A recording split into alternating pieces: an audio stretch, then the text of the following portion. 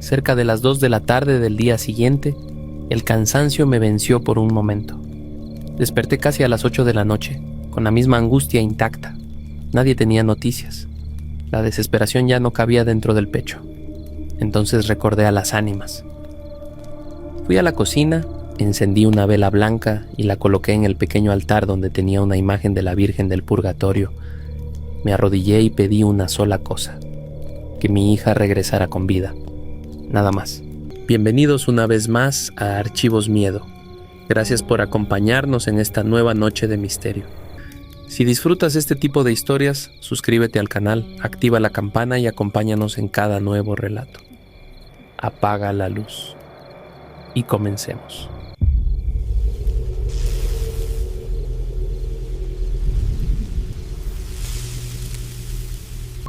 Vivía en una casa pequeña al sur del Estado de México, dentro de una colonia tranquila donde casi todos se conocían. Compartía ese espacio solo con mi hija Daniela, que entonces tenía 17 años. Su madre se había marchado cuando la niña era muy pequeña. Desde ese día no volvió a buscarnos y nosotros aprendimos a seguir adelante por nuestra cuenta. Trabajaba por las mañanas en una tienda de abarrotes y por las tardes preparaba comida para vender. No era una vida cómoda, pero siempre alcanzaba para lo necesario. La fe también formaba parte de mi rutina. Desde joven desarrollé una devoción profunda por las ánimas del purgatorio. Mi abuela decía que rezar por ellas podía abrir caminos cuando todo parecía perdido. Nunca imaginé hasta qué punto esas palabras podían ser ciertas. Todo comenzó en una mañana común. Daniela salió temprano rumbo a la escuela, le preparé algo de comer y me despedí como cualquier otro día, sin pensar que esa despedida sería distinta. Esa tarde no regresó. Al principio supuse que se había quedado conversando con amigas o en alguna actividad escolar. Pero cuando el reloj marcó las 5 y seguía sin aparecer, la inquietud empezó a crecer. Llamé a varias compañeras suyas. Ninguna sabía nada. Decían que había salido a la hora de siempre. Salía a recorrer las calles cercanas, la tienda donde a veces compraba dulces, la parada del transporte. Nadie la había visto. Cuando cayó la noche, los pensamientos comenzaron a volverse insoportables. Imaginé accidentes, secuestros, cualquier cosa. Pero no hubo llamadas, ni mensajes, ni exigencias. Era como si se hubiera desvanecido sin dejar rastro. Esa misma noche avisé a toda mi familia. Entre todos buscamos durante horas sin encontrar una sola pista. Fuimos a la fiscalía, pero respondieron que debían pasar 72 horas para iniciar el reporte formal. Decían que muchos jóvenes se ausentan por decisión propia. Yo sabía que ese no era el caso. No dormí. Me quedé en la sala mirando una fotografía suya junto al uniforme que había dejado doblado sobre una silla. Cerca de las 2 de la tarde del día siguiente, el cansancio me venció por un momento. Desperté casi a las 8 de la noche, con la misma angustia intacta. Nadie tenía noticias. La desesperación ya no cabía dentro del pecho. Entonces recordé a las ánimas. Fui a la cocina, encendí una vela blanca y la coloqué en el pequeño altar donde tenía una imagen de la Virgen del Purgatorio. Me arrodillé y pedí una sola cosa: que mi hija regresara con vida. Nada más. Recé durante tanto tiempo que perdí la noción de las horas. Al darme cuenta ya era casi medianoche. Mientras oraba apareció una tranquilidad difícil de describir, como si alguien hubiera colocado silencio alrededor de todo.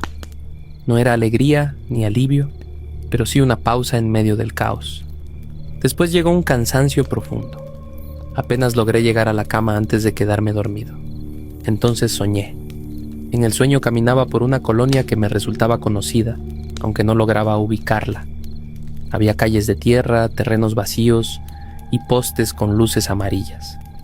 Delante de mí avanzaban 3 figuras blanquecinas, sin rostro definido, moviéndose despacio, como esperando que las siguiera.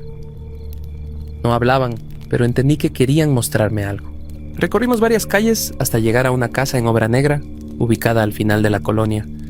Tenía un portón oscuro completamente cerrado. Las 3 figuras se detuvieron frente a la entrada y señalaron hacia el fondo.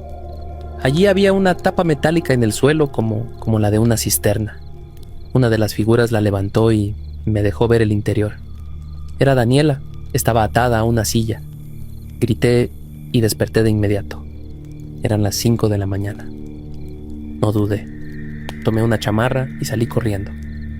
A pocas calles encontré una patrulla estacionada y pedí ayuda casi sin poder ordenar las palabras.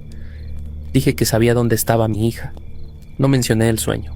Solo insistí en que tenía información urgente. Uno de los policías aceptó acompañarme. Condujimos hasta una colonia cuyo nombre apenas logré recordar. Al doblar por la avenida principal sentí que el mundo se detenía. Todo coincidía con lo que había visto mientras dormía. Las luces, los terrenos vacíos, la distribución de las calles. Les pedí que se detuviera. Ahí estaba la casa del portón oscuro. Un oficial explicó que no podían entrar sin una orden, pero yo ya no podía esperar. Corrí hacia la puerta. Estaba entreabierta. La empujé y entré. El interior estaba vacío, cubierto de polvo y silencio. Avancé directo al fondo, guiado por la certeza del sueño. La tapa metálica seguía ahí, cerrada con candado. Desde abajo se escuchaban golpes débiles. Uno de los policías forzó la cerradura en pocos minutos. Alumbró hacia el interior. Los tres la vimos al mismo tiempo. Era Daniela, atada de manos y pies, con la cabeza cubierta por una bolsa de tela, llorando. Los policías bajaron de inmediato, la liberaron y la subieron. La abracé con una fuerza que no sabía que tenía. Apenas podía respirar, pero estaba viva. Fuimos a la fiscalía. Daniela recordaba muy poco. Una camioneta blanca, manos que la sujetaron al salir de la escuela, oscuridad después. Nadie volvió durante los días que estuvo encerrada. Pero mencionó algo más. Horas antes de que llegáramos escuchó una voz de mujer muy cerca de su oído que le dijo: «Tu mamá pronto vendrá». No oyó pasos ni puertas abriéndose después. Las autoridades investigaron la casa. No encontraron dueños ni responsables. Los vecinos afirmaban que llevaba años abandonada. Tiempo después nos mudamos. Permanecer allí era imposible. Pasé mucho tiempo sin dormir bien, con miedo constante y, al mismo tiempo, con una certeza imposible de ignorar. Alguien había señalado el camino, y estoy seguro de que no fue de este mundo.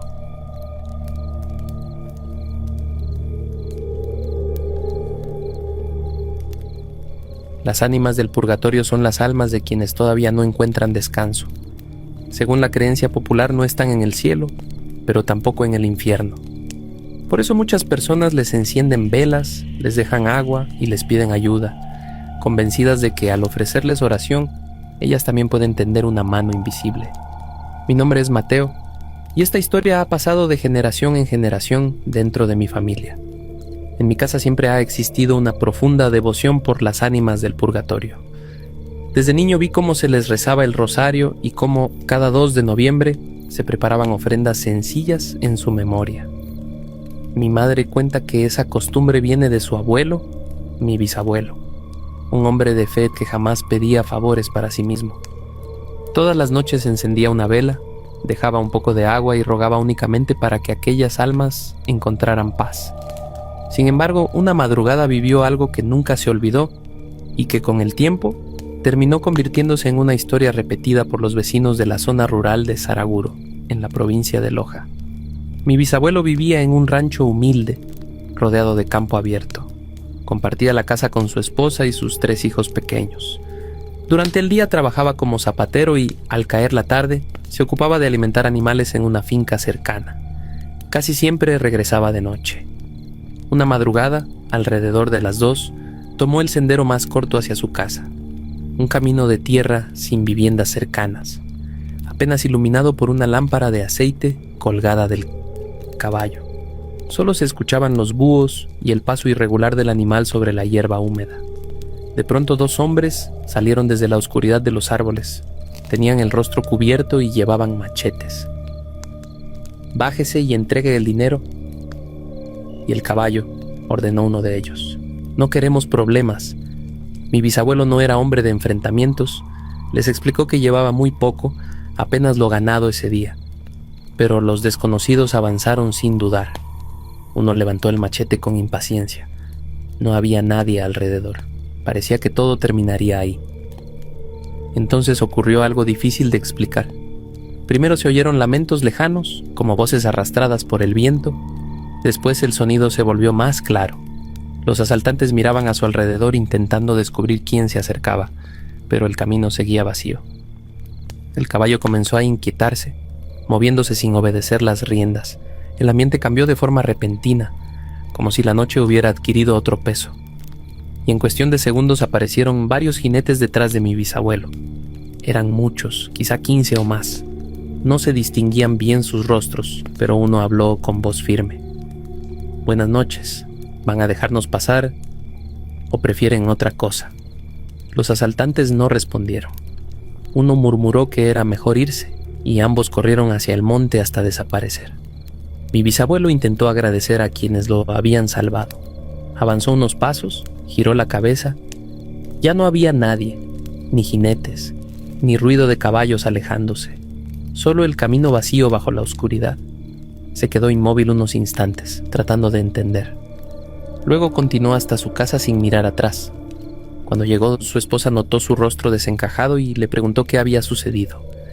Él solo respondió: «Esta noche no vine solo. Las ánimas me acompañaron».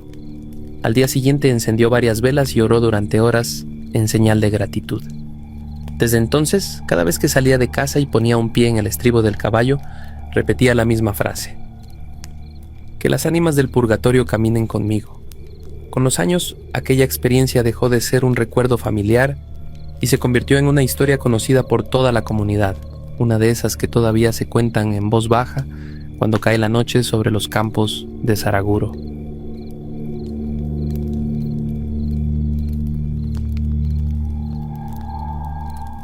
No soy una persona especialmente religiosa, pero en mi familia siempre se habló de las ánimas del purgatorio. Mi madre y mis tías aseguraban que podían conceder favores si uno rezaba con constancia. Decían que ayudaban en momentos difíciles, siempre que se les tratara con respeto. Hace algunos años decidí probar. Tenía 27 y vivía con mi esposo en una casa de 2 pisos, en un sector tranquilo de Chiloé. Éramos recién casados y aún no teníamos hijos. Yo me quedaba en casa la mayor parte del tiempo, así que pensé que no me costaría dedicar unos minutos diarios a rezar. Una tía me entregó una oración dirigida a las ánimas más olvidadas y me pidió hacerla cada noche a la misma hora, con una vela encendida y un vaso de agua. Elegí las 8 en punto. Durante las primeras semanas todo transcurrió con normalidad. Encendía la vela, dejaba el agua y repetía la oración en voz baja. A veces mi esposo bromeaba desde el living preguntando si ya iba a conversar con mis espíritus. Yo me reía y seguía. Cumplí 2 semanas sin fallar. Después empecé a cansarme. Algunos días lo olvidaba, otros simplemente no tenía ánimo. No imaginaba que abandonar la rutina pudiera traer algo más que remordimiento. Una noche decidí no rezar. Ese mismo día, ya acostados, escuché pasos en la planta baja. Mi esposo dormía profundamente, pero el sonido continuaba, lento, marcado sobre el piso de cerámica. Bajé a mirar desde la escalera. No había nadie. Solo noté que la vela del altar estaba apagada, aunque recordaba haberla dejado encendida. Volví a la cama, pero dormir se volvió difícil. Cada vez que cerraba los ojos tenía la sensación de que alguien permanecía cerca, observando en silencio. Al día siguiente la casa se sentía distinta. Incluso mi esposo, que no cree en nada de eso, comentó que el ambiente estaba raro, más frío de lo normal. Encendí la radio para distraerme. Sin tocarla, la estación cambió sola. La voz del locutor se cortó y quedó una estática irregular, mezclada con sonidos que parecían formar palabras. Esa noche intenté rezar otra vez. Los fósforos no permanecían encendidos. No importaba cuánto los protegiera, la llama se extinguía al instante. El miedo comenzó a instalarse de verdad. Con los días, los hechos aumentaron. Una mañana, mientras barría la cocina, vi una sombra cruzar desde el baño hacia el living. Estaba sola. Al revisar, no encontré nada, salvo el vaso de agua del altar, completamente vacío. Esa madrugada mi esposo despertó sobresaltado. Dijo haber sentido que alguien se sentaba a los pies de la cama. Cuando encendió la luz, no había nada. Al volver a acostarnos escuchamos un lamento breve que venía desde abajo. No volvimos a dormir. Más tarde soñé que rezaba frente al altar mientras muchas personas permanecían detrás de mí, inmóviles mirándome. Delante había una mujer vestida de negro, con expresión dura, como si esperara algo. Desperté con un dolor intenso en la cabeza. Esa misma noche mi esposo confesó que había sentido cómo tiraban de la frazada mientras dormía. El sábado siguiente fue insoportable. Desde temprano se oían golpes en el segundo piso, pasos pesados, puertas que se cerraban solas. El ventilador se encendía sin razón. La radio volvió a activarse con un ruido parecido a una respiración. Los perros de la calle ladraban hacia la puerta sin detenerse. Al subir a la pieza, vi una sombra oscura atravesar la pared y desaparecer. Esa madrugada, cerca de las 3, un grito estremecedor nos despertó. Parecía venir desde el techo. Luego se escucharon pasos rápidos subiendo por la escalera. Mi esposo bajó con un palo en la mano. No encontró nada. Yo permanecí sentada en la cama, paralizada. Entonces, justo detrás de mí, se oyó un suspiro claro. Ahí me quebré. Empecé a llorar y a rezar una y otra vez hasta que el silencio regresó. Al día siguiente ya no soportaba la casa. Sentía que me observaban todo el tiempo. Las luces y los aparatos se encendían solos. Decidimos pasar la noche en un motel cercano.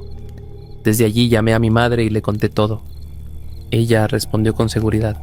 Dijo que las ánimas estaban molestas porque dejé los rezos a medias. Colgué intentando tranquilizarme. Pensé que lejos de la casa podría descansar. Pero apenas me dormí sentí un peso sobre el cuerpo. No podía moverme ni hablar. Veía a mi esposo dormir a mi lado. Encima de mí había una mujer joven, suspendida en el aire, gritando sin emitir sonido. Cuando logré reaccionar, el cuerpo me dolía completo. Pasé el resto de la noche despierto, llorando en silencio. Al día siguiente mi tía insistió en que fuera a la iglesia. Según ella, abandonar a las ánimas después de invocarlas podía traer consecuencias. Fui, encendí velas nuevas, pedí perdón. Esa noche volví a rezar, con miedo, pero lo hice. Les dijimos que no quisimos faltarles el respeto y que deseábamos que encontraran descanso. Desde entonces todo volvió a la normalidad. Han pasado años, pero aún recuerdo esa época con inquietud. Entendí algo que nunca olvido. Cuando uno decide llamar a las ánimas, debe hacerlo con convicción. Porque si las deja en el olvido, ellas encuentran la forma de hacerse presentes otra vez. Esto ocurrió en octubre de 1992. En ese tiempo, mi esposa tenía 7 meses de embarazo. Una compañera de la empresa de transporte de donde trabajaba, ubicada en una vereda cercana a Facatativá, nos invitó a la confirmación de su hijo. La ceremonia sería en una iglesia del municipio y después habría una pequeña celebración en su casa.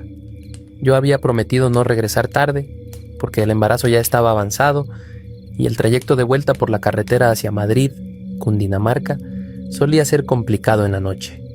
Como pasa en muchas reuniones, el tiempo se fue sin que lo notáramos. Cuando miré el reloj, ya eran las 10.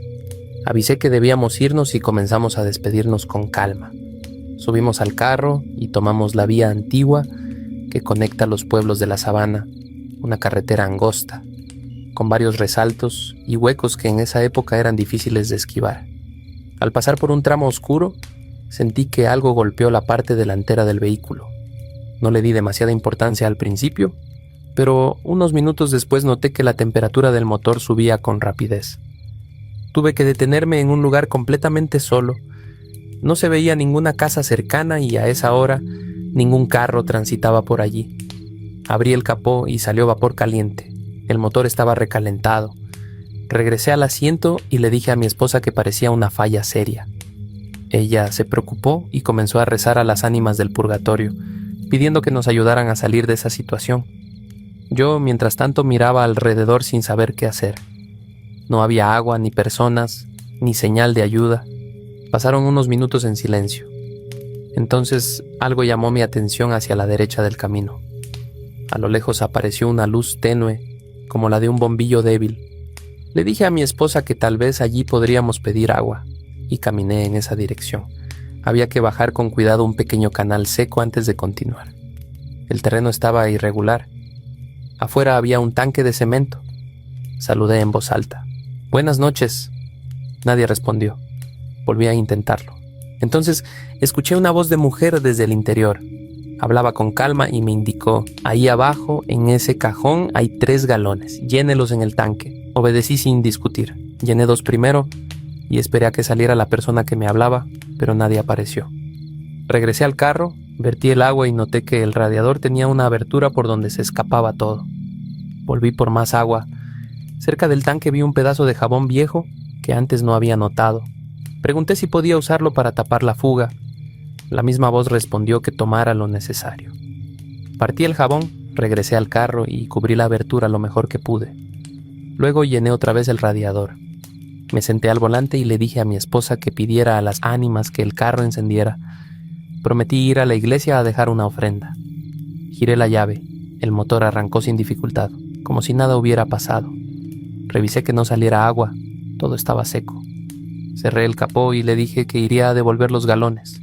Crucé de nuevo el canal, pero al subir al otro lado ya no había luz.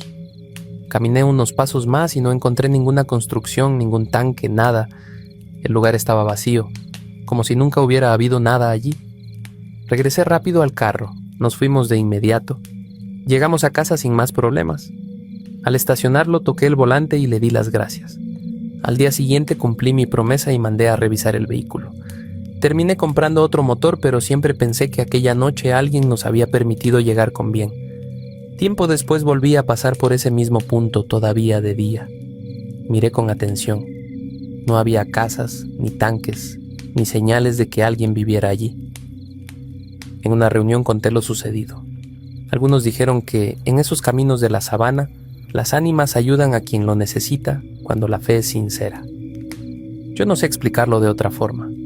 Lo único cierto es que esa noche no estábamos solos.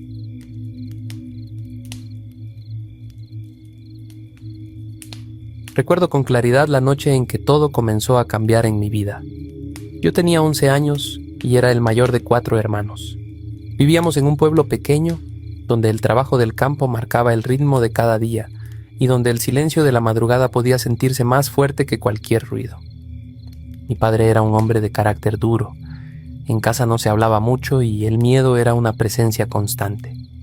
Aquella noche mi madre empezó con los dolores de parto. La tensión se sentía en cada rincón. Sin pensarlo demasiado, mi padre me ordenó que fuera al otro pueblo a buscar a la partera. Era de noche. Salí solo con una linterna y un palo en la mano. El camino era largo y oscuro. Mientras avanzaba, trataba de repetir en mi mente una oración que había escuchado alguna vez de mi abuela. Pedí protección para llegar con bien y prometí rezar por las ánimas del purgatorio. No sabía por qué recordé esas palabras, pero me aferré a ellas como si fueran lo único que podía acompañarme. Logré traer a la partera y horas después nació mi hermana menor. Todos en la casa parecían aliviados. Sin embargo, desde ese momento algo empezó a torcerse para mí. Las noches dejaron de ser un descanso. Comencé a despertarme sobresaltado, con una sensación de angustia que no sabía explicar. A veces lloraba sin hacer ruido, tratando de que nadie lo notara. Dormía poco, quizá 2 o 3 horas, y al amanecer tenía que ir al campo con mi padre como si nada ocurriera. El cansancio se fue acumulando hasta sentirse en los huesos. Lo más difícil era lo que veía al quedarme dormido. Alrededor de mi cama aparecían figuras humanas inmóviles. No hablaban ni hacían gestos, pero estaban ahí, observando. Sentía una presión en el pecho que me impedía respirar con normalidad. Intentaba moverme o gritar, pero mi cuerpo no respondía. Cuando por fin lograba incorporarme, todo desaparecía. Nunca me atreví a contarlo. Si mi padre llegaba a enterarse, sabía que la respuesta sería violenta. Mi madre, aunque me miraba con preocupación, siempre decía que hablara con él. Yo prefería guardar silencio. Un día, mi hermana Lucía, que era apenas 1 año menor que yo, me preguntó por qué lloraba en las noches. Me sorprendió que lo supiera. Pensé que nadie se daba cuenta. Le pregunté si también lo escuchaba nuestro padre. Ella dijo que no, que solo ella podía oírme porque su cuarto estaba muy cerca del mío. Después me hizo otra pregunta. ¿Los monstruos también te molestan? En ese momento entendí que no estaba solo. Sentí una mezcla de alivio y miedo.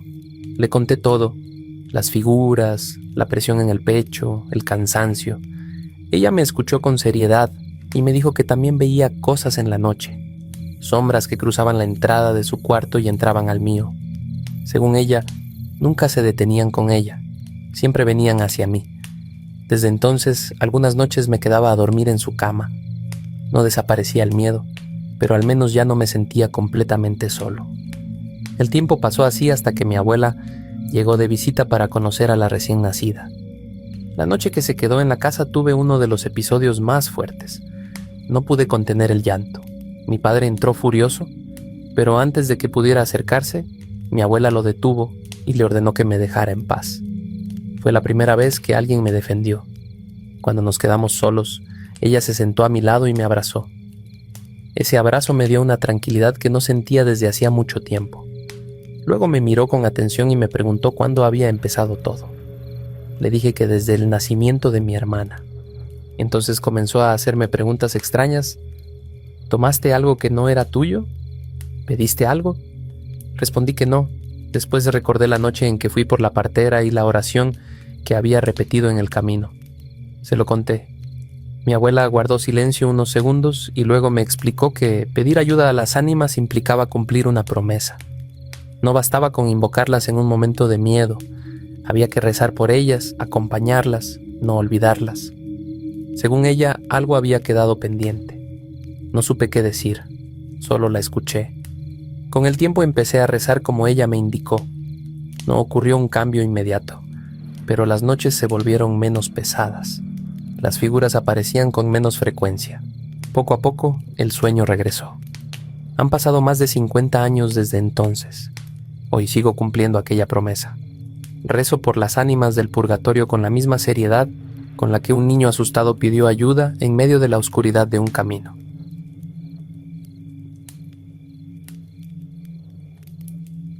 Esta historia ha sido, durante décadas, una fuente de fe dentro de mi familia. Mi nombre es Julián, y aunque yo no viví los hechos, le ocurrieron a mi abuela Teresa a finales de los años 70, en una zona rural cercana a San Ramón de Alajuela, en Costa Rica. Intentaré contar lo sucedido con el mayor respeto posible, tal como ella misma lo relató tantas veces. Mi abuela era una mujer trabajadora. Había quedado viuda siendo aún joven y sacó adelante sola a sus 3 hijos gracias a lo poco que producía la tierra que cultivaba. Cada jornada representaba un desafío, pero nunca dejaba de encomendarse a Dios antes de comenzar el día. Sin embargo, aquel año fue especialmente difícil. Una temporada seca prolongada había arruinado buena parte de las siembras y el dinero apenas alcanzaba para lo esencial. Sus hijos, ya adolescentes, también sentían el peso de la situación, aunque ella hacía todo lo posible por mantener la esperanza viva dentro del hogar. Una tarde de octubre, decidió tomar un atajo por un sendero de tierra que bordeaba un pequeño riachuelo. No era el camino habitual, pero pensó que así llegaría antes de que oscureciera. El cielo estaba cubierto y el ambiente parecía anunciar lluvia.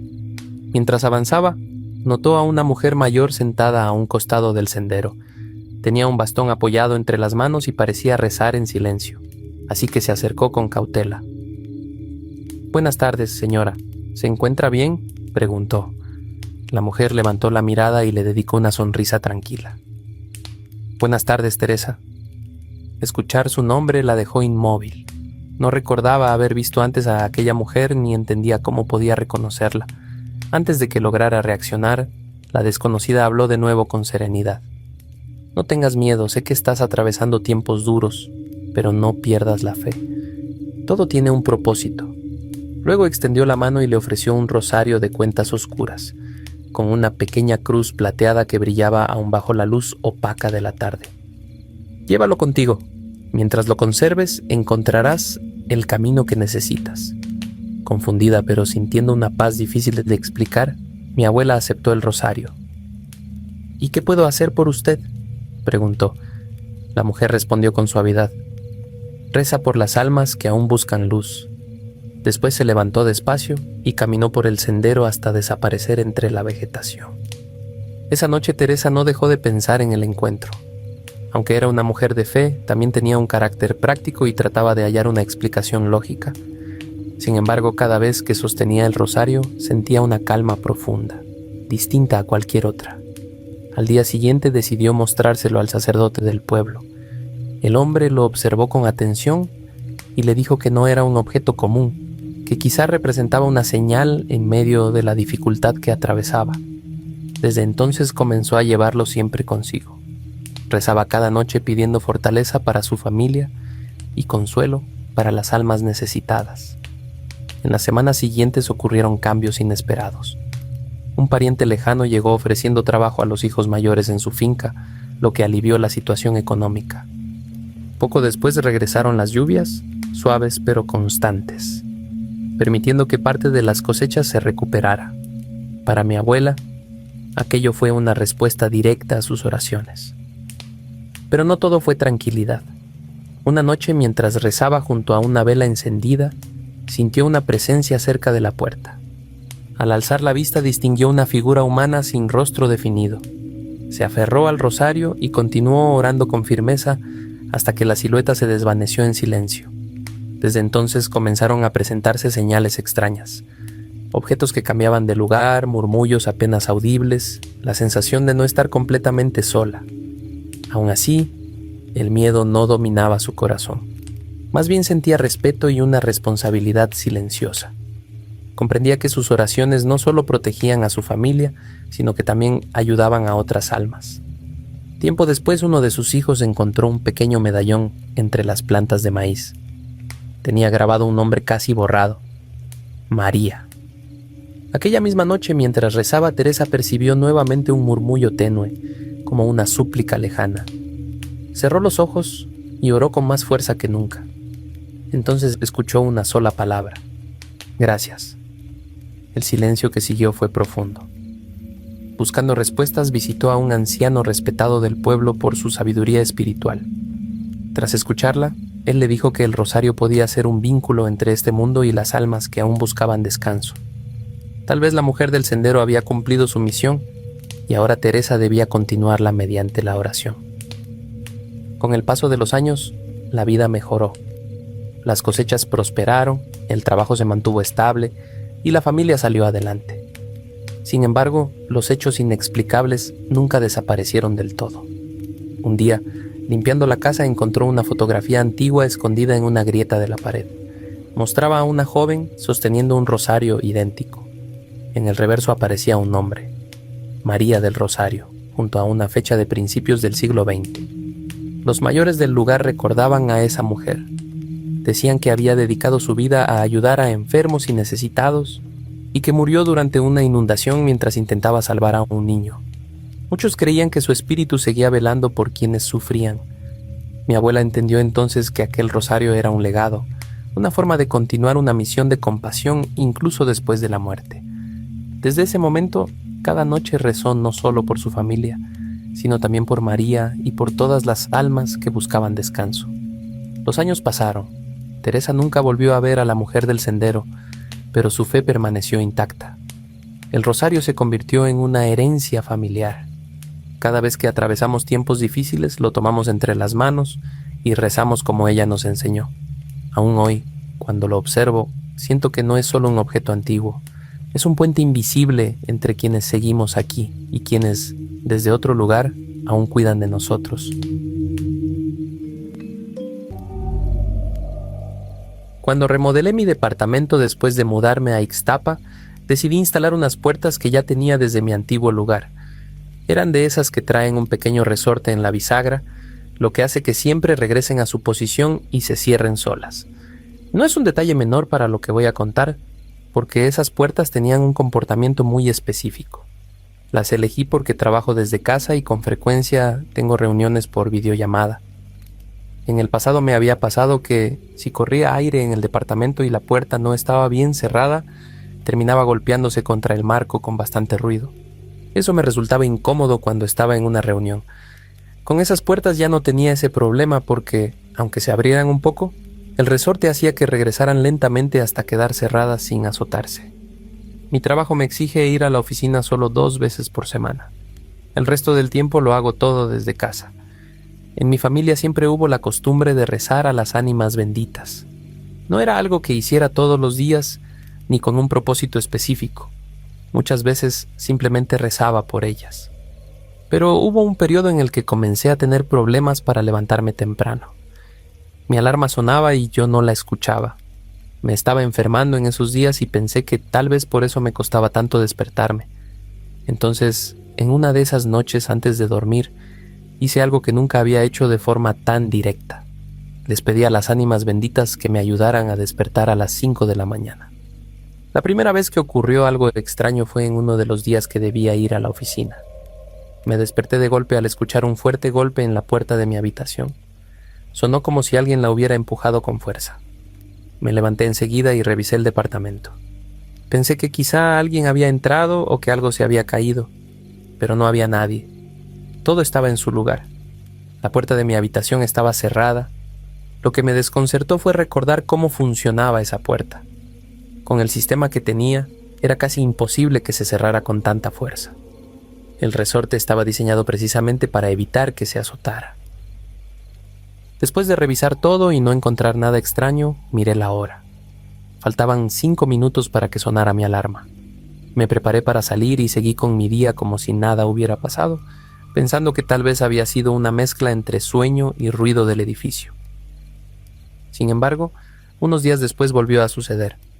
Era viernes, otro de los días en que debía ir a la oficina. Otra vez me desperté de golpe al escuchar el mismo golpe fuerte en la puerta de mi cuarto. Esta vez alcancé a notar algo más. La cortina se movió ligeramente, como si el aire provocado por el movimiento de la puerta hubiera pasado por la habitación. Miré la ventana, estaba completamente cerrada. Y cuando revisé la hora, el reloj marcaba exactamente lo mismo que la vez anterior. Faltaban 5 minutos para que sonara mi alarma. En ese momento entendí algo que me dejó pensando durante varios días. Yo había pedido ayuda para despertarme temprano, y aquello parecía ser la manera en que estaban respondiendo. No voy a negar que las primeras veces me resultó inquietante. Despertar así, de golpe, con el sonido de una puerta cerrándose con tanta fuerza, no es algo agradable. Pero también tenía que ser honesto conmigo mismo. Si aquello realmente estaba ayudándome a levantarme a tiempo, entonces estaba funcionando mejor que cualquier alarma que hubiera usado antes. Con el tiempo terminé acostumbrándome. Cada vez que me tocaba ir a la oficina, ese golpe en la puerta aparecía unos minutos antes de que sonara mi alarma. Y gracias a eso dejé de llegar tarde al trabajo. Así que terminé viéndolo de 2 maneras. Podía quedarme con la inquietud de algo que no lograba explicar, o aceptar que, de algún modo, las ánimas benditas me estaban dando una mano para comenzar el día a tiempo. Al final decidí quedarme con la segunda opción.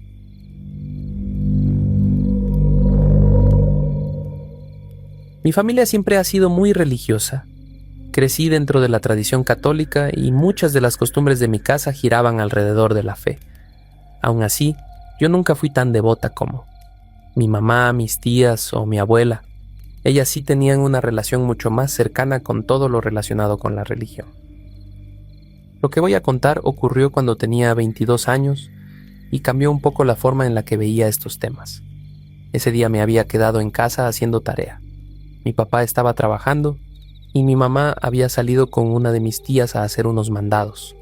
Soy hija única, así que la casa estaba completamente sola. Llevaba un rato concentrada en mis cosas cuando escuché pasos en la planta baja. Eran cerca de las 3 de la tarde. Al principio pensé que mamá ya había regresado, aunque me parecía extraño porque apenas habían pasado unos 30 minutos desde que salió. Decidí bajar a ver. Nuestra escalera tenía un punto desde donde se podía observar parte de la cocina sin necesidad de llegar hasta abajo. Me incliné un poco para mirar mejor y entonces vi a una señora caminando dentro de la cocina. No la reconocí. Calculé que tendría alrededor de 60 años. No pude verla con total claridad porque me quedé a mitad de las escaleras y desde ese lugar solo alcanzaba a observarla cuando cruzaba frente a un espacio abierto entre la pared y el comedor. Cada vez que caminaba hacia un lado, desaparecía unos segundos de mi vista. Parecía dar vueltas dentro de la cocina. Aquello me confundió bastante. Pensé que quizá era alguna conocida de mi mamá que había pasado a visitarla. Incluso creí que tal vez mamá había llegado y yo no había escuchado la puerta. Me quedé unos segundos observando, pensando si bajar o no a saludar. Al final preferí regresar a mi cuarto. Tomé mi celular y le envié un mensaje a mi mamá para preguntarle si ya había llegado a la casa. Noté que el mensaje no se enviaba porque no aparecía la confirmación de lectura, así que decidí llamarla. Cuando contestó le pregunté directamente: ¿Ya llegaste a la casa? Es que no te escuché entrar. Su respuesta me dejó completamente confundida. No, hija, todavía estoy con tu tía. ¿Por qué? En ese momento me levanté con cuidado y cerré la puerta de mi cuarto con seguro. Seguía escuchando pasos abajo. Eran lentos y constantes. Como mi casa siempre fue muy silenciosa, el sonido se escuchaba con claridad. Le dije a mi mamá en voz baja que en la cocina había una señora que yo no conocía. Le pregunté si quería que bajara a preguntarle quién era o qué hacía ahí, porque tampoco había escuchado abrirse la puerta de la casa. La respuesta de mi mamá fue sorprendentemente tranquila. Mari, no te asustes, es la señora a la que le rezo. Ella cuida la casa cuando salimos. Si alguien pasa por la ventana verá que hay alguien adentro. No te preocupes, no te hará nada, en un momento se irá. No entendí bien lo que quiso decir. Le pregunté si la señora vivía cerca o si era alguna amiga suya. No lograba relacionar lo que me estaba diciendo con algo que tuviera sentido. Entonces mi mamá me explicó que se trataba de un ánima a la que ella le pedía protección cuando la casa quedaba sola. Me dijo que era normal que se fuera después de un rato y que le sorprendía que yo hubiera podido verla. Después de escuchar eso, me fui hasta el fondo de mi cuarto. Me senté en la cama, tomé mis audífonos y traté de continuar con mi tarea. La idea de que la persona que había visto no estaba viva me tenía muy nerviosa. Mamá me dijo que no tardaría en llegar y colgamos la llamada. Pasaron unos minutos hasta que escuché la puerta principal abrirse. Mamá y mi tía habían regresado. Subieron a tocar la puerta de mi cuarto y me pidieron que saliera. Después fuimos a casa de mi tía y ahí comenzaron a explicarme con calma lo que eran las ánimas del purgatorio. Me dijeron que en la familia siempre habían tenido devoción por ellas y que solían pedirles protección para la casa. Entendí lo que me explicaban, pero eso no hizo que el miedo desapareciera. Saber que alguien que alguna vez estuvo vivo podía aparecer dentro de la casa no era algo fácil de aceptar. Durante varias semanas me costó quedarme sola. Con el tiempo logré tranquilizarme un poco, pero le pedí a mi mamá que, si era posible, dejara de hacer ese tipo de peticiones cuando yo estuviera sola en casa. Aunque después de ese día nunca volví a ver a aquella señora, meses más tarde todavía llegué a escuchar pasos en el primer piso en momentos en los que sabía perfectamente que no había nadie más en la casa.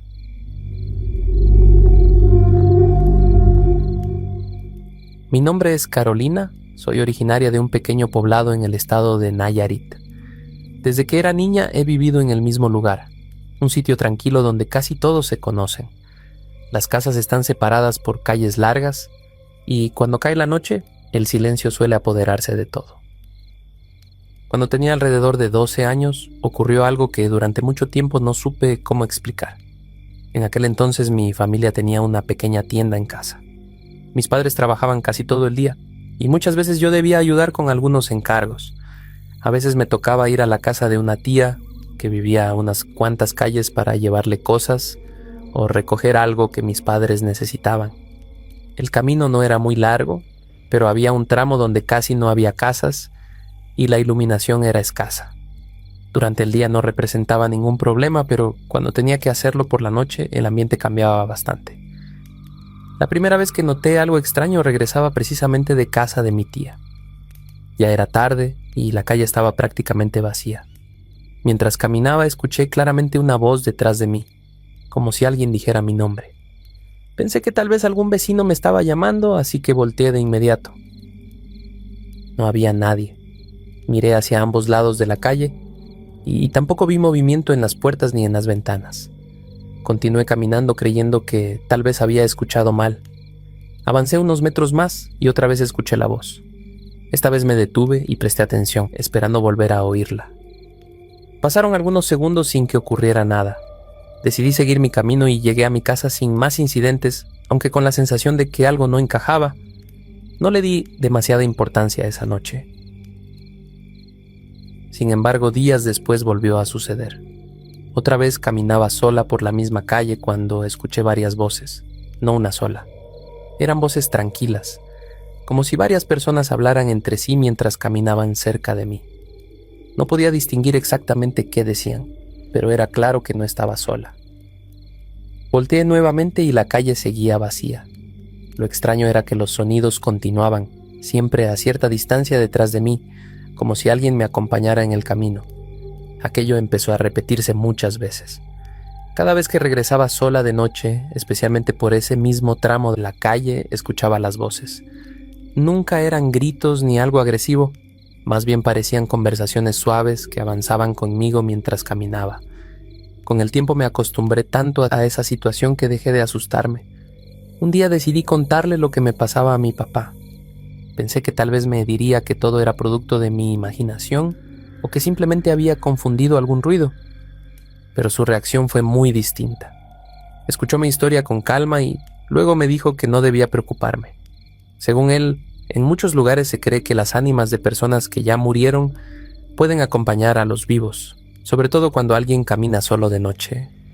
Me explicó que, en lugar de hacer daño, algunas de esas almas simplemente protegen a quienes pasan por ciertos caminos. Sus palabras me dejaron pensativa. Desde entonces, cada vez que escuchaba aquellas voces durante mis caminatas nocturnas, ya no sentía inquietud. Más bien tenía la impresión de que alguien vigilaba el camino mientras avanzaba hacia mi casa. Con el paso de los años, esas experiencias se volvieron cada vez menos frecuentes. Hoy en día casi no ocurren, pero todavía recuerdo con claridad aquellas noches en las que, aunque la calle parecía vacía, no caminaba completamente sola. En mi familia siempre se ha dicho que hay presencias que permanecen cerca de nosotros sin que podamos verlas. Tal vez mi padre tenía razón y, durante un tiempo, algunas de ellas decidieron acompañarme en silencio mientras regresaba a casa.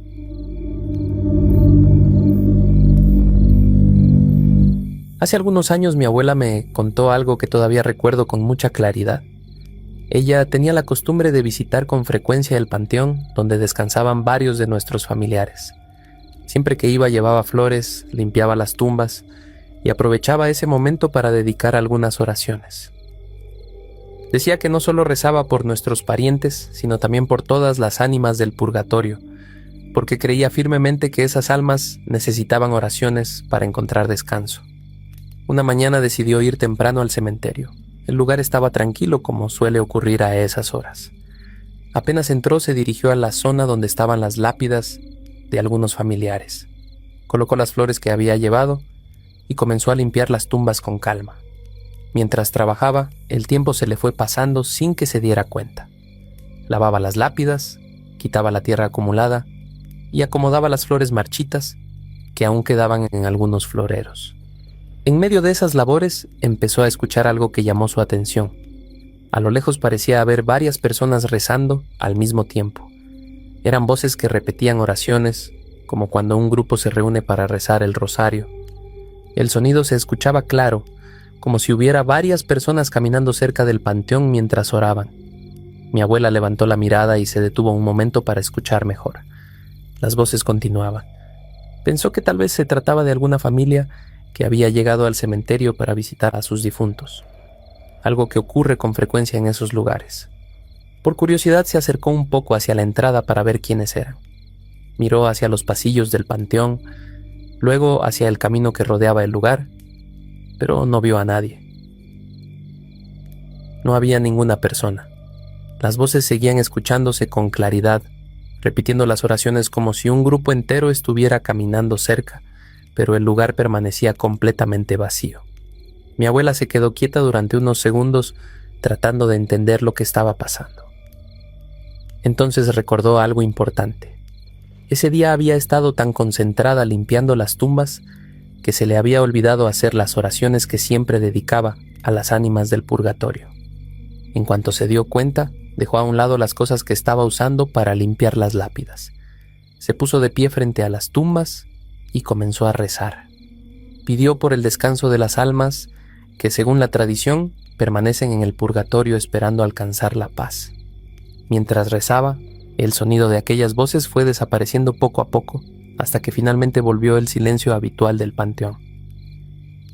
Mi abuela siempre decía que aquel día comprendió algo.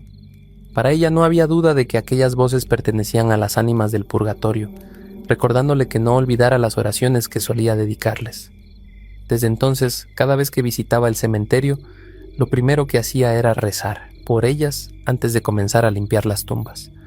Decía que era una manera de corresponder a esas almas que, de alguna forma, habían encontrado la manera de hacerse escuchar.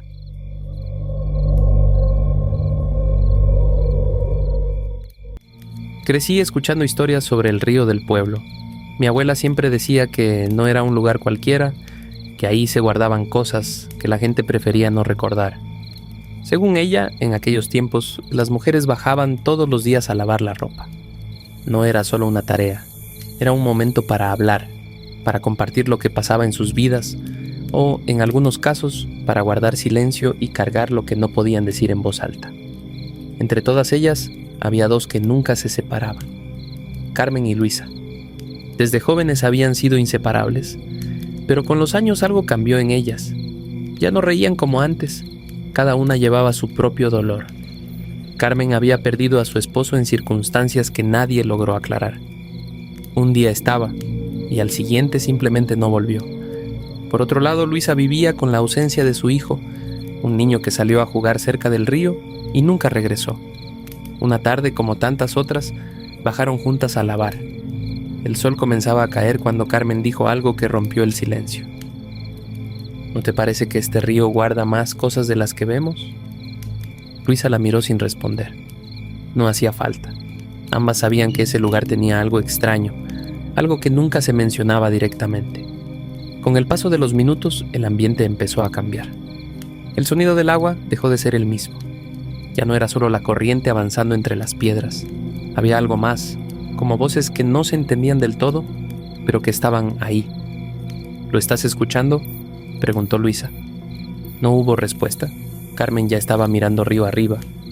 Entonces lo vieron. Algo oscuro flotaba en la superficie, acercándose lentamente. Al principio parecía un tronco, algo arrastrado por la corriente, pero conforme se aproximaba, la forma se volvió más clara. Era un cuerpo, el cuerpo de una mujer. Tenía los ojos abiertos y la mirada fija en ellas. Su cabello se extendía sobre el agua, moviéndose con la corriente como si formara parte del río. Ninguna de las dos logró reaccionar de inmediato. Cuando intentaron moverse, sintieron que algo no estaba bien. El agua ya no se comportaba como antes. Lo que minutos atrás apenas cubría sus tobillos ahora parecía rodearlas, sujetarlas, impedirles avanzar. Intentaron salir, pero no podían. Era como si algo desde el fondo las estuviera reteniendo. En ese momento comenzaron a ver cosas que no correspondían a sus propias vidas. Imágenes fragmentadas, escenas que no habían vivido, pero que se sentían reales.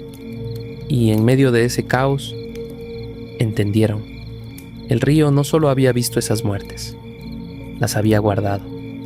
Cada cuerpo, cada grito, cada historia. Y ahora ellas también formaban parte de eso. Dicen que desde entonces, al caer la tarde, cuando la luz empieza a morir, muchos aseguran verlas. No solo en la orilla, también entre la neblina que se levanta del agua, o reflejadas en la corriente como sombras que no pertenecen a este mundo.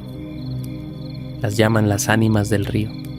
Algunos juran que se les aparecen cuando pasan cerca, caminando despacio entre las piedras, con la ropa empapada y la mirada perdida. Otros dicen que, si les hablas con respeto, pueden escucharte.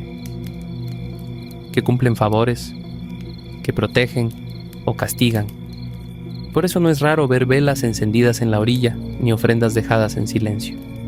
Hay quienes les rezan, hay quienes les temen, pero nadie se atreve a ignorarlas, porque en ese río, donde el agua nunca deja de correr, las almas tampoco descansan.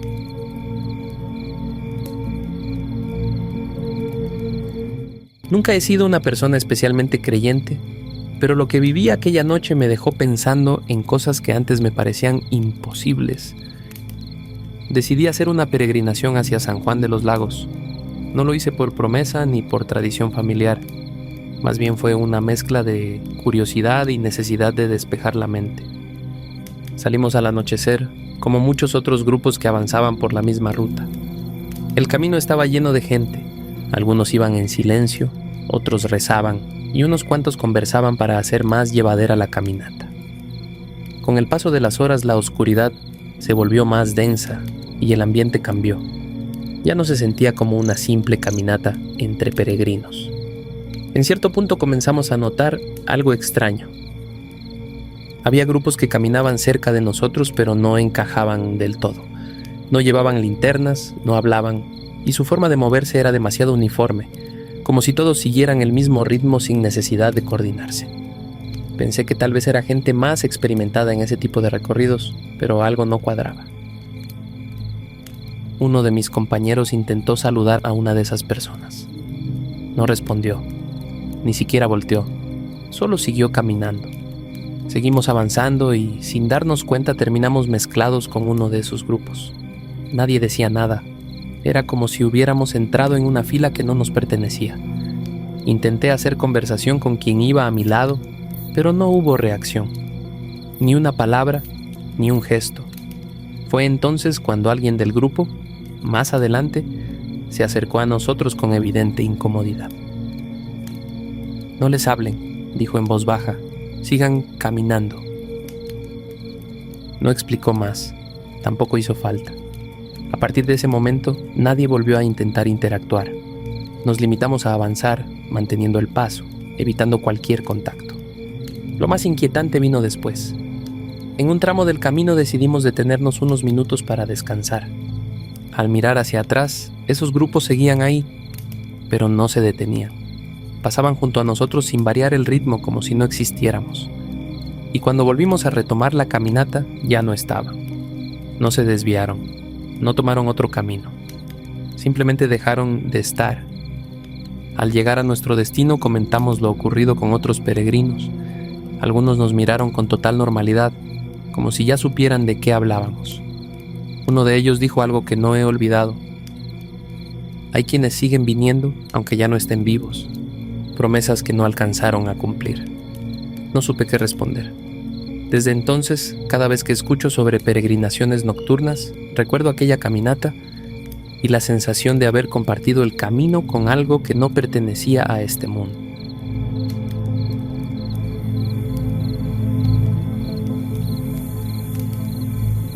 Soy de Bucaramanga y durante años manejé de madrugada por una carretera que conecta con los pueblos cercanos. Era un trayecto solitario. Aquella noche salí tarde y llevaba una camioneta cargada con maquinaria. Tenía prisa, así que mantuve una velocidad alta. En esa ruta uno aprende a no confiarse. En cualquier momento puede aparecer ganado en medio del camino. Por eso siempre uso las luces altas. El camino estaba completamente oscuro, sin otros vehículos cerca. Solo el sonido del motor y la carretera extendiéndose frente a mí. Ya casi llegando, en un tramo más amplio, noté algo a un costado. Eran 3 figuras. Se distinguían con claridad por la luz. 2 de tamaño adulto y una más baja, como si fuera un niño. No estaban caminando ni haciendo señas. Permanecían quietos, mirando hacia la carretera. No frené. Pasé junto a ellos y, en el mismo instante en que los rebasé, dejé de verlos. No se apartaron, no cruzaron, simplemente ya no estaban. Seguí manejando. Me convencí de que había sido el cansancio. A esa hora, con la mente agotada, cualquier sombra puede parecer otra cosa. No le di más vueltas. Dejé la carga y emprendí el regreso. Esta vez sin prisa. La carretera seguía igual de vacía, pero ahora iba más atento. No dejaba de pensar en esas figuras. Cuando me acerqué al mismo punto, reduje la velocidad sin darme cuenta. Algo en ese lugar se sentía distinto. No era un ruido ni una imagen clara, era una sensación persistente, como si el sitio guardara algo que no se veía a simple vista. Avancé despacio y entonces lo noté. A un lado de la carretera había 3 pequeñas construcciones, cruces, veladoras consumidas, restos de flores secas. Eran de esas casitas que levantan en memoria de quienes murieron en accidentes. Me quedé mirando unos segundos mientras pasaba y lo entendí. No había visto personas, había visto ánimas. 3 presencias que seguían ahí, en el mismo punto donde habían perdido la vida. No se movían porque no podían irse. Permanecían en ese lugar, repitiendo su última presencia en el mundo. No volví a detenerme. Años después, regresando de viaje, pasé por ahí nuevamente, esta vez con mi esposa. Le conté lo que me había ocurrido y, al acercarnos, le señalé el lugar. Ahí fue donde los vi, le dije. Ella observó en silencio. Pasaron unos segundos antes de que hablara. No son 3, dijo, son más. Miré con atención. Esta vez no eran 3 casitas, eran 7, todas nuevas, alineadas a un costado del camino. Sentí un peso en el pecho difícil de explicar. La última vez solo había 3, ahora había más. Más historias, más finales en el mismo lugar, más ánimas que no se habían ido. No vimos nada esa noche, pero no hacía falta. Desde entonces, cada vez que paso por esa carretera cerca de Bucaramanga, bajo la velocidad sin pensarlo, por respeto.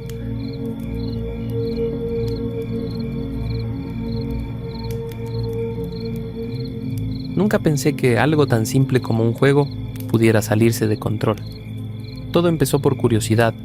Unos amigos llevaron una ouija a mi casa y, entre bromas y retos, terminamos usándola.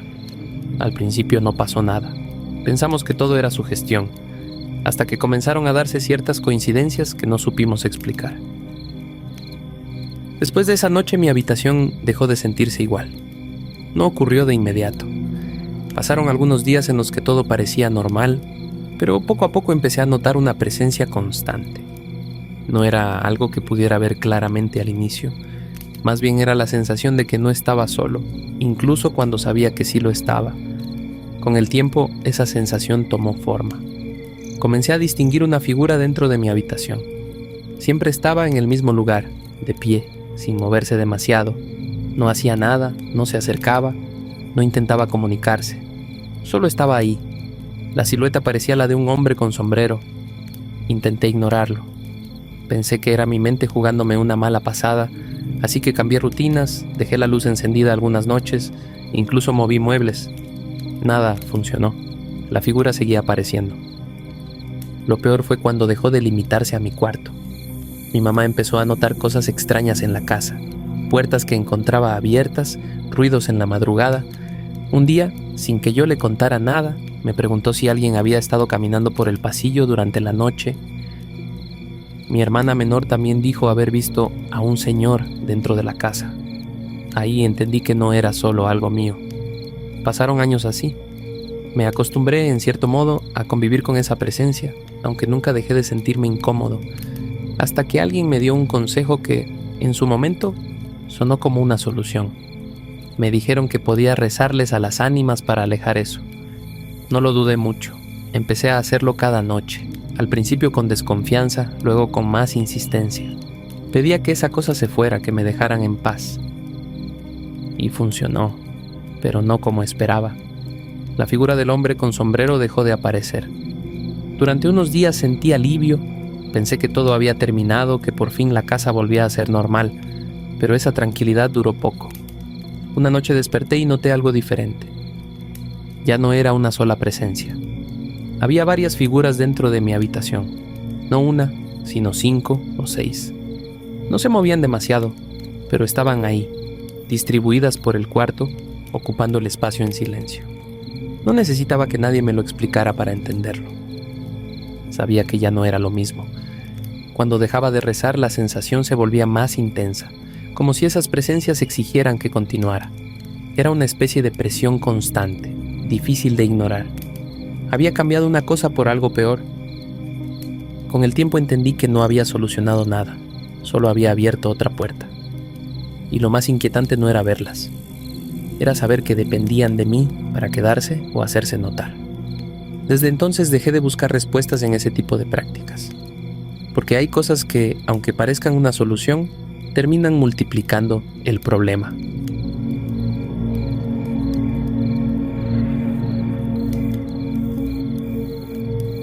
No era la primera vez que hacía esa peregrinación, pero sí la primera vez que entendí que no todos los que caminan ahí están vivos. Salimos de noche, como siempre. Éramos 50 personas, todos del mismo grupo, acostumbrados a recorrer ese camino cada año. La idea era avanzar durante la madrugada para evitar el sol y llegar al amanecer. Al inicio todo era normal, conversaciones, risas, algunos rezos sueltos. El sonido de los pasos sobre la tierra marcaba el ritmo del grupo. Íbamos bien organizados, sin separarnos demasiado. Con el paso de las horas el ambiente cambió. No fue algo evidente al principio. Simplemente dejé de escuchar tantas voces. Algunos seguían hablando, pero otros guardaban silencio. Pensé que era el cansancio. Seguimos caminando.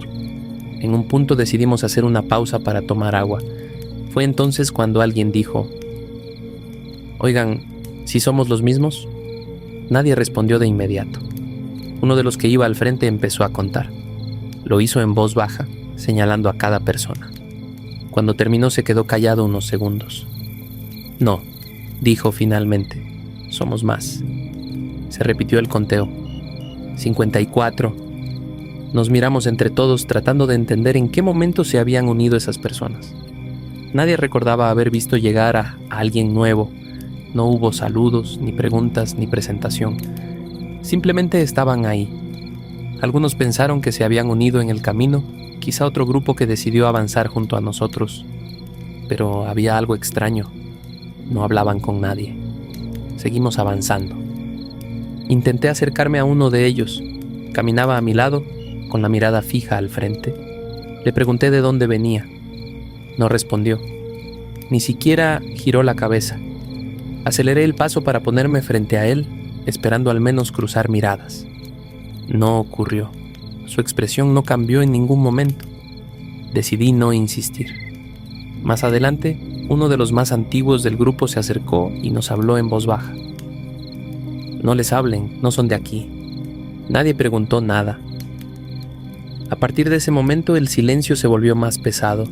Seguimos caminando, manteniendo el ritmo, evitando cualquier tipo de contacto con esas personas.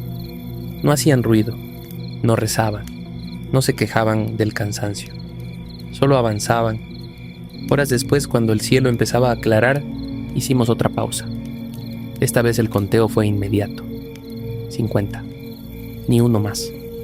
Miré alrededor. Ya no estaban. No se desviaron del camino, no se quedaron atrás. No hubo ningún momento en el que alguien nos viera irse.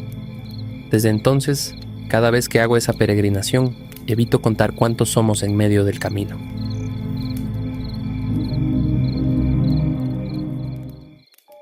Era una tarde de octubre cuando una mujer que solía asistir a mis charlas sobre lo que ocurre después de la muerte llegó hasta la parroquia. No venía como otras veces, sino con una petición concreta. Quería que en noviembre se ofrecieran varias misas por sus familiares fallecidos. Me entregó una hoja con algunos nombres escritos y se retiró sin más. Ese día fue particularmente pesado. Entre reuniones, confesiones y visitas, terminé agotado. Cuando por fin regresé a la casa parroquial ya era bastante tarde. Revisé el celular y noté varias llamadas perdidas de aquella mujer. Pensé en devolverle la llamada, pero la hora no era apropiada, así que decidí hacerlo al día siguiente. A la mañana siguiente la contacté. Desde el primer momento su voz dejaba notar que algo no estaba bien. Le pedí que me explicara qué le sucedía. Me contó que, al regresar a su casa después de haber pasado por la parroquia, se sentó en su sala a bordar, como solía hacer antes de dormir. En medio de ese momento tranquilo, levantó la mirada varias veces y creyó ver algo extraño. La figura de su esposo, fallecido hacía 15 años. Al principio lo atribuyó al cansancio. Pensó que la vista le estaba jugando una mala pasada, pero no fue una sola vez.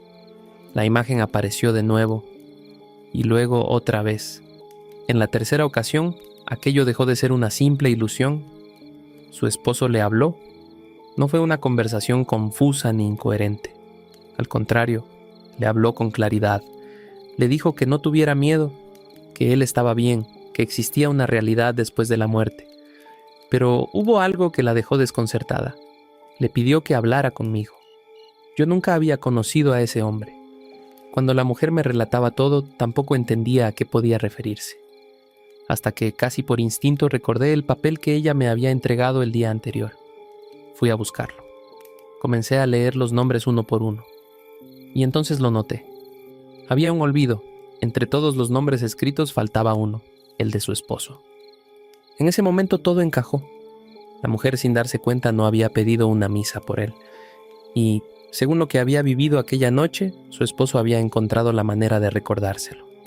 Después de escucharla, no pude evitar reflexionar sobre algo que muchas veces se olvida. La importancia de orar por quienes ya no están. Según la tradición cristiana, las almas que. Atraviesan un proceso de purificación, no pueden ayudarse a sí mismas. Dependen de las oraciones, sacrificios y actos de fe de quienes seguimos aquí. Alguna vez escuché a un sacerdote decir que rezar por un alma es una de las formas más profundas de ayudar a otro ser humano incluso después de su muerte. No es un gesto visible, pero tiene un valor inmenso. Para entender mejor este proceso, suelo explicarlo de una manera sencilla. Imagina que el alma es como una tabla de madera perfectamente lisa. Cada error, cada falta, deja una marca. Pequeños clavos, agujas o astillas que se incrustan en ella. Cuando una persona se arrepiente y se confiesa, esos clavos se retiran. Pero las marcas no desaparecen de inmediato. Quedan los agujeros, las huellas de lo que ocurrió. Ese proceso de restauración es lo que muchos entienden como purificación. Solo cuando la tabla vuelve a estar como al principio, sin imperfecciones, puede considerarse lista. Por eso, dentro de esta visión, ese estado no es un castigo definitivo, sino un paso previo a algo mejor. También hay quienes preguntan si es posible pedir perdón directamente a Dios. En circunstancias extremas, como cuando alguien está a punto de morir y no tiene acceso a un sacerdote, se cree que un arrepentimiento sincero puede bastar, pero confiar únicamente en ese último momento es arriesgado. La realidad es que nadie sabe cuándo llegará su final. Hay personas que parten sin previo aviso, un accidente, una enfermedad repentina, incluso durante el sueño. Por eso, más que esperar el último instante, lo importante es vivir con conciencia constante. Al final, creer o no en lo que ocurre después de la muerte no cambia lo que pueda existir más allá. Cada persona decide cómo enfrentar esa idea.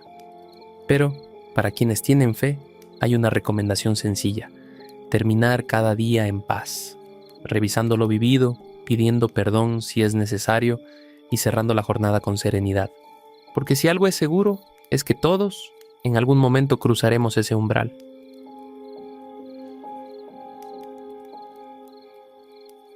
Quiero contar algo que en mi familia nunca se ha tomado como coincidencia.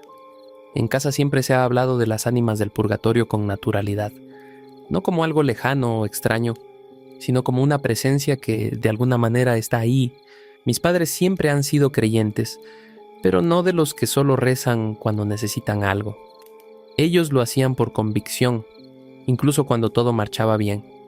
Todo comenzó mucho antes de que yo naciera. Mi mamá, Verónica, empezó a rezar por esas almas simplemente porque le generaba inquietud pensar en ellas. Decía que le parecía injusto que hubiera almas olvidadas esperando que alguien las recordara. No pedía favores, no hacía promesas, solo rezaba. Con el tiempo esa costumbre se volvió parte de la rutina. Cada semana encendía veladoras, ponía un vaso con agua, algo de comida y se sentaba a orar. A veces se reunían vecinos en la sala y hacían rosarios juntos. Pero hubo un momento en el que todo cambió. Mi papá, Julián, perdió su trabajo sin previo aviso. Un día tenía empleo y al siguiente ya no. Al principio lo tomó con calma, convencido de que pronto aparecería otra oportunidad. Sin embargo, los días pasaron, luego semanas, y después 2 meses completos sin una sola respuesta. La situación empezó a complicarse. El dinero no alcanzaba, las cuentas se acumulaban, y la comida comenzó a escasear. Mi mamá notaba el desgaste de mi papá, aunque él tratara de ocultarlo. Una mañana, como tantas otras, Julián salió temprano a buscar trabajo. Verónica se quedó sola en casa. Encendió una veladora, se sentó frente a ella y, por primera vez, no solo rezó, pidió ayuda. No con palabras elaboradas, sino como quien le habla a alguien cercano. Les pidió que lo ayudaran, que le dieran una oportunidad, que la situación ya era difícil de sostener. Ese mismo día, cerca de las 5 de la tarde, mi papá regresó distinto. Entró rápido, con una energía que no había tenido en semanas. Había conseguido trabajo. Lo habían contratado ese mismo día. Pero lo que contó después dejó a todos en silencio. Dijo que mientras caminaba por las calles de Arequipa preguntando por vacantes, un hombre se le acercó. No era alguien conocido, pero actuaba como si lo fuera. Lo llamó por su nombre y le dijo que sabía que estaba buscando empleo. Sin darle tiempo de reaccionar, el hombre le pidió que lo siguiera. Caminaron varias cuadras hasta llegar a un edificio sencillo. Antes de entrar, el hombre le dijo: «Aquí necesitan a alguien como tú». Mi papá volteó para agradecerle, pero ya no estaba. No había forma de que se hubiera ido tan rápido sin ser visto. Simplemente ya no estaba ahí. Aún así, decidió entrar. Dentro del lugar, efectivamente estaban buscando a alguien con su perfil. Lo entrevistaron en ese momento y lo contrataron sin demora. Cuando terminó de contar la historia, mi mamá encendió otra veladora. No hizo preguntas, solo dijo que no dudaba de quién había intervenido. Desde entonces, siguió rezando, pero sin pedir nada más, solo agradecía. Años después, cuando yo tenía unos 10 años, ocurrió algo que sí viví. Habíamos viajado en carro hacia un pequeño poblado rural en las afueras de Sucre para visitar a mi abuelo. Era temporada de lluvias y decidimos regresar ya de noche. El camino era de tierra. No había iluminación y la lluvia caía con fuerza suficiente como para borrar casi por completo la visibilidad. El suelo se volvió resbaloso, difícil de controlar. En medio de ese trayecto, el carro cayó en un hueco profundo. Las llantas delanteras quedaron atrapadas, y por más que mi papá intentaba maniobrar, el vehículo no respondía. Se bajó a intentar empujarlo, probó varias veces, nada funcionaba. La lluvia seguía cayendo sin pausa, y alrededor no había casas, ni luces, ni señal. Solo oscuridad y el sonido del agua golpeando el suelo. Entonces ocurrió algo extraño. Sin escuchar motores, pasos previos ni voces, comenzaron a aparecer personas detrás del carro. No una o dos, sino varias, tal vez unas 20. No venían corriendo ni parecían apurados, simplemente estaban ahí. Sin decir mucho, se colocaron alrededor del vehículo y comenzaron a empujar. Fue rápido. En cuestión de segundos, el carro salió del hueco como si no hubiera estado atascado. Mis papás agradecieron, todavía confundidos por lo repentino de la ayuda. Aquellas personas comenzaron a caminar en dirección contraria hacia el camino por el que veníamos. Seguimos avanzando. Yo desde el asiento trasero miraba hacia atrás. Quería ver hasta dónde llegaban, pero mientras el carro avanzaba, uno por uno fueron desapareciendo. Cuando finalmente salimos a una carretera más estable, les conté lo que había visto. Mi mamá no pareció sorprendida, solo dijo que no era la primera vez que esas presencias intervenían cuando más se necesitaba. Desde entonces entendí por qué en mi casa nunca se dejó de rezar por ellas.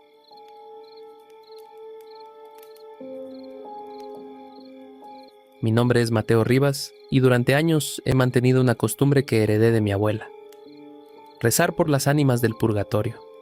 No lo hago por tradición vacía, sino porque siempre he creído que hay presencias que no se ven, pero que responden cuando alguien se acuerda de ellas. Frente a mi casa, en un barrio antiguo de Quito, hay un pequeño altar dedicado a las almas olvidadas. No es grande, pero nunca le faltan velas, un vaso con agua y alguna ofrenda sencilla. Casi siempre voy por las noches, cuando todo está en silencio y puedo concentrarme sin interrupciones. Mis oraciones no tienen palabras complicadas. Solo pido que esas almas encuentren descanso, sobre todo aquellas que no tienen a nadie que rece por ellas. Con el tiempo, esa práctica dejó de sentirse como algo simbólico. Empecé a percibir que, de alguna forma, había una respuesta. La primera vez que ocurrió algo fuera de lo normal fue una noche cualquiera. Estaba frente al altar leyendo en voz baja, cuando escuché a mi madre dentro de la casa. Hablaba como si estuviera con alguien más. No le presté mucha atención al inicio, pero luego empezó a llamarme por mi nombre, una y otra vez, con insistencia. Al verme, se quedó en silencio. Su expresión cambió de inmediato. Me preguntó dónde había estado. Le dije que afuera, como siempre, rezando. Entonces me señaló el pasillo que llevaba a mi cuarto. Me contó que minutos antes había visto una figura cruzar lentamente, detenerse a mitad del pasillo y luego entrar a mi habitación. Pensó que era yo, pero cuando me llamó no obtuvo respuesta. Revisé el cuarto. No había nada fuera del lugar. Aún así, esa noche encendí otra vela, esta vez con más atención, como si no estuviera solo. No sentí miedo, más bien una sensación difícil de explicar, como si algo hubiera pasado cerca de mí sin intención de hacer daño. Pasaron los meses y la rutina continuó. Durante la época de fin de año viajé a Lima para comprar algunos artículos. Antes de salir me detuve frente al altar y pedí protección. Dejé una moneda como ofrenda y salí confiado. El día se me fue entre calles, tiendas y gente. Cuando finalmente terminé, ya estaba oscureciendo. Fue en ese momento cuando me di cuenta de que había perdido el dinero que tenía destinado para regresar a casa. Revisé los bolsillos varias veces. Nada. No suelo pedir ayuda, así que la idea de acercarme a alguien me resultaba incómoda. Tampoco tenía saldo en el celular. La situación comenzaba a complicarse. Decidí ir hasta la estación con la esperanza de encontrar alguna solución en el camino. Mientras caminaba entre la multitud, noté a un hombre que avanzaba a mi lado. Vestía ropa formal, pero su aspecto no terminaba de encajar. Su camisa estaba desgastada, como si hubiera pasado mucho tiempo desde la última vez que la usó en buenas condiciones. Lo que más me llamó la atención fue su rostro. No tenía una expresión definida, pero transmitía cansancio, como si arrastrara algo más que el peso del día. Me habló como si ya me conociera.